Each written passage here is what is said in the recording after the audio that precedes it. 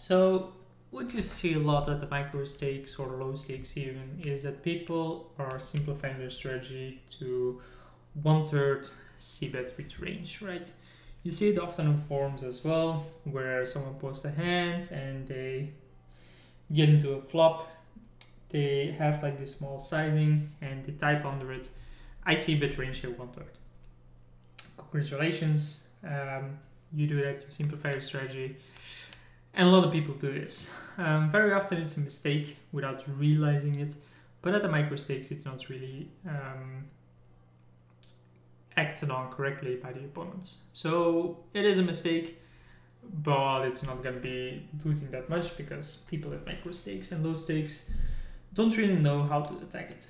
My assumption has always been, well, I attack it by just raising, check raising very often and going nuts with it, because that's what my assumption was. They are c-betting too much, so I attack it. But then I saw a video of Antonio Miranda on round once, and he looked into a 3-bet spot. This was heads up, so he still was out of position, but it's still wide ranges, right? And it was basically looking at how often should you check raise when they simplify their strategy and why this is doing it. Now the results were a bit surprising to me, and I decided, well, I'm gonna do the same thing. So this is the strategy I would consider a bit more optimal, and look at what changes when they deviate from this strategy.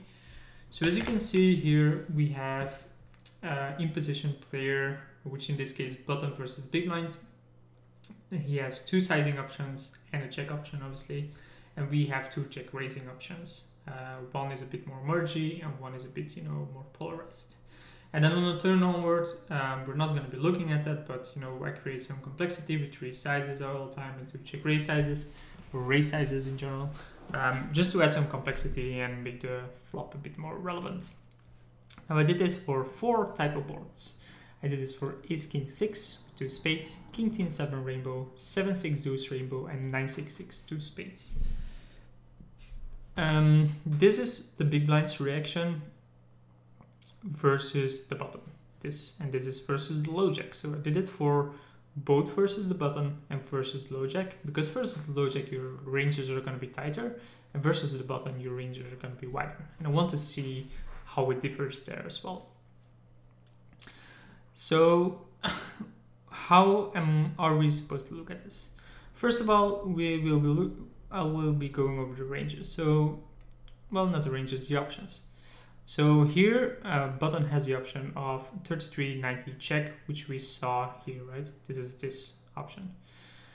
In the second strategy or button strategy, we have this small bet size, but they still have a checking range, and that creates this. And then we have the simplified strategy. A lot of people are applying and just go 1/3 with range. Let's go. And what's first thing that you notice is that most of the time when they go from the optimal strategy to the 32 range, we are increasing our check raising range. Yeah, we're doing it more often, except on 7-6 deuce. And here we are doing it way more often. Here we are doing it a bit more often, and here not that much. Here, I mean, this is basically an increase of like 32%. This is an increase of about 32%. And here we have a very small increase, and here we have a decrease. But what I do notice is when they still have a checking range, it always drops. Well, except on 9-6-6. But I mean, that's the thing, right? You do it on different flops and you get like these weird results. So you have to look at it differently. I have created 2 subtables here. Basically, this table is where we are going to do it with a 3x sizing, and this table is where we're going to do it with a 5x sizing. This is basically just for information, because you can see, for example, on 9-6-6, we're never doing it with a big sizing, and on ace king 6, we're never doing it with a small sizing. Same for king 10 7. And then on 7-6 deuce, we're mixing it a little bit, except that, it changes here, which would explain other things here, but we'll go over that. Another table that we obviously need is just how often is button c-betting, because if you look at this percentage, like 7.81, sure, fine, but just how often is this occurring, right? In general, button, for example, on ace king 6 should be c-betting 48%.4, which you would consider quite a lot. But if you look at how often he does it with which sizing, you can see he does it mainly with the big sizing. He never, well, about 10%, it's not never, but like, it prefers the big size. It's doing it only at 10.6% of the time. So when button c-bets 10.6% of the time, we are check raising 7.81% of the time. So these tables basically relate to each other, right? Because this reaction is only against this, not against this. Well, on the first line, because from the second line onward, these are the same because we no longer have the big size. So as you can see, we have a drop here, but we have a huge increase here. So despite the button c-betting way more often, why does this decrease? Well, the reason is that when the button has this big sizing in his strategy as well, he is basically using his really good hands in the big size. So when they bet the small size here, they don't really have these really big hands that often. So kings, for example, is going to go for a big size, ace queen, ace jack, the hands that you really want to get value, and they can get value from like weaker ace x, which is what they are targeting, will be in the big size. So aces are definitely going to be in the smaller size more often because they block the range that they're going to be attacking. But when they then only have a small size strategy, all these really strong hands become part of this. So we can't really attack it that often anymore because hands like ace queen suddenly become part of this. And when we attack it, we are going to be isolating it as against these ace queen hands, or better hands than ours, because we in the big blind don't really have ace queen there, we 3-rated pre-flop. But then, now that all the strong hands are here, it's still a 32% check, right? And then when they simplify again and go for an entire range, they're actually c-betting way too much. And we then start attacking it with 11.7%. So that's why you have this downward jump and then this upward jump. And it's same here, although, you know, not that much, except 966. So what's different with 966? Well, the difference with 966 is that button barely uses the big size anyway. So when he then goes for a simplified strategy, we can just attack it a bit more often. And when they then go even more, they are basically making a mistake because they never had a big size. And then, you know, it already kind of hates adding these hands there, but it's not going to be a huge difference.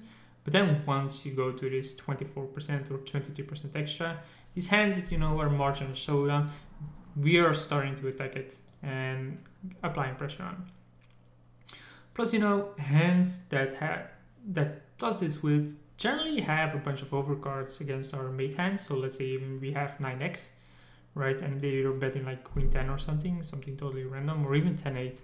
Like they have an overcard to our 9, right? So we want to apply pressure to those hands, which is why this check raise suddenly jumps so much. What else can we go? Oh yeah, so here we see always these small increases. Here we have this big increase, right? So what's the difference between these two and these two? It's probably the flush draw. So here we have flush draw, and here we have flush draw possible, and here we have rainbow options. Now this is something I'll provide the solutions or the solves to this, and you can grind through them. We'll go through them just a small bit for ace king 6 and see how our strategy differs and how their strategy differs. So we did the same for low jack, which you can see it shows a bit of the same results, but it awfully differs with the board. Again, from the complex strategy to 33% and check, it drops down And this is almost overall, except again, 966. And then it jumps back up again, usually over the initial one, except an ace king 6. And the reason here is that ace king 6, given that both ranges are so much tighter, is that in the low jack they really don't miss that often. Like almost all of their hands are mate hands now. They're gonna have like some Broadway cards that don't really connect, like queen 10, queen 9, maybe some suited connectors, like some of them have a flush draw. But they can definitely simplify here, and we can't really attack it that much. We should mainly go with more calls probably, which isn't something I included here because, you know, then this Excel would just be full of numbers. So let's go over ace king 6, and we'll see here that when we check their strategy, you know, with small sizing, you can see it's a bunch of mixes, but it's not like mainly aces, sometimes kings, but like they're stronger ace X, right? They're betting it, which makes a lot of sense.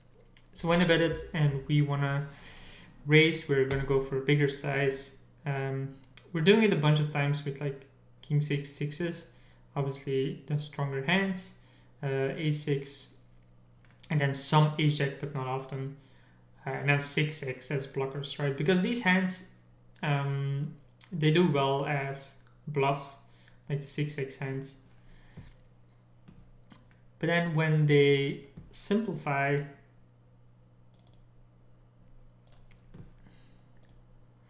you can see all of a sudden now all these stronger hands like ace king, ace queen, kings, they all become part of the small cbet range, and we can't really start attacking it that liberally. So when we have this raising range now, we still have the king 6, sixes, and some of the bluffs, but you can see the ace queen, all the type of hands that, you know, was getting check raised, now suddenly it drops off. We're way more polarized here, and the reason for this is because previously in position the button was actually doing this with ace queen, not that much with a small bet size, and we could check raise ace queen for value, but now we can't because his range is something way stronger. But then when we go to the simplified strategy where we note lock and just say, well, cbet everything, we can suddenly start attacking a bit more again, right? Because he's cbetting a lot more of these weaker aces again. These top of our range, like the ace jack type hands, they become value again. As you can see, ace jack here, they become value again. And we can start attacking this more liberally. So when we do raise, obviously we face some raises and we get some calls. So how does this differ for low jack versus big blind? As you can see here, they are c-betting the small size a bit more often. But in general, if you look over here, they only have 22.1% no-mate hands, which isn't that much compared to 21.1%. And here they have like 41.4%. That's a significant difference, right? That's 20% more of no-mate hands where the button compared to the low jack has to keep it to account. So given that the low jack connects really well on this board, we can't really start attacking this that much as a big blind. And then when they simplify and they go for a small bet size, you can see they're basically almost always c-betting their entire range just because it connects so well, right? And it doesn't really allow us to attack it that much. We still have some raising, but obviously as a bigger blind we can simplify here and just go for a call.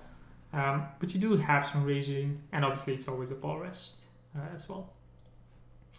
And then when they simplify, again, it's not going to be a huge difference given that they were already c-betting their entire range. But you can see we still can't attack it that much, just a little bit more, but not that much.